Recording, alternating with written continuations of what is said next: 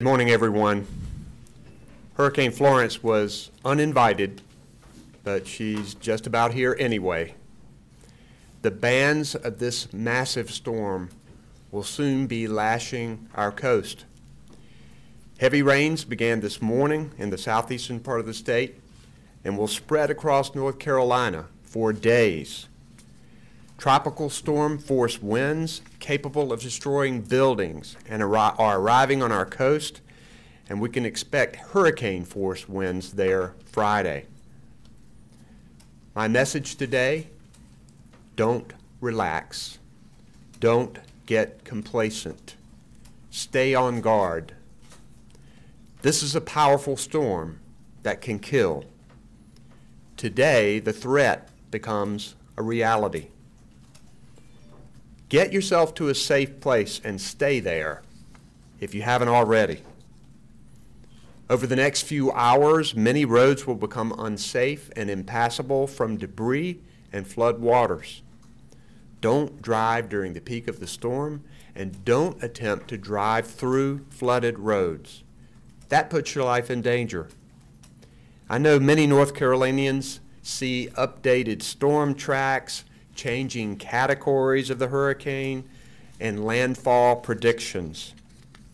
I'm concerned because I've even heard some people say that North Carolina is getting a break. Please hear my message. We cannot underestimate this storm. Wind speeds may have dropped some from yesterday, but we've traded that for a larger wind field that expands 200 miles with tropical storm force winds. And our greatest concern about this storm remains the same: storm surge and massive flooding. Both are going to be extreme. Catastrophic effects will be felt outside the center of the storm due to storm surge as high as 9 to 13 feet. That's the second story of a house. Battering winds and relentless rain that'll last for days. Make no mistake, whether the eye of the storm makes landfall along our shores or further south, we're on the wrong side of this thing. This storm will bring destruction to North Carolina. And remember that Hurricane Matthew didn't even make landfall in North Carolina, and look what it did to us. Floodplain experts at North Carolina Emergency Management know that from storm surge alone, tens of thousands of structures are expected to be flooded, and many more by rising rivers and creeks. If local officials tell you to seek higher ground, please listen. These orders are not given lightly. They are based on experienced emergency response experts who can predict dangerous and life-threatening situations.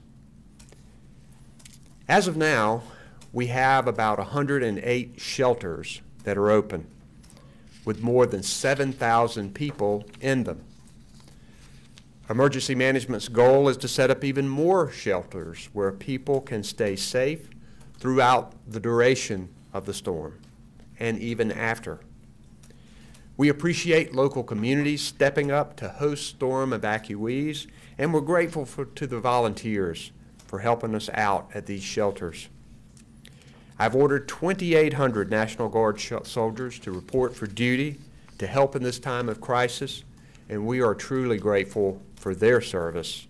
And we also want to thank their families and the families of all of the first responders who are making sacrifices with their loved ones who are serving with this natural disaster. Across our state, we have more than 56 school districts that are now closed, and nearly all of the University of North Carolina school system classes have been canceled. Everyone needs to be prepared for power outages that could last for days and maybe even a week or longer. Duke Energy and our electric co-ops are estimating power losses in the millions, and families need to have their emergency supplies ready. I know I've said this a lot, but it bears repeating. Your supplies should include water, food, flashlights, batteries, medicines, important documents that you may need to take with you if you have to evacuate quickly, and you need a plan for your pets. And please remember, if you do lose power, don't operate gas-powered generators inside your home or in a garage, crawl space, or shed. This can be deadly. Stay away from loose or dangling power lines that may be knocked over during the storm. And no matter where you live, don't drive through roads covered by standing or moving water.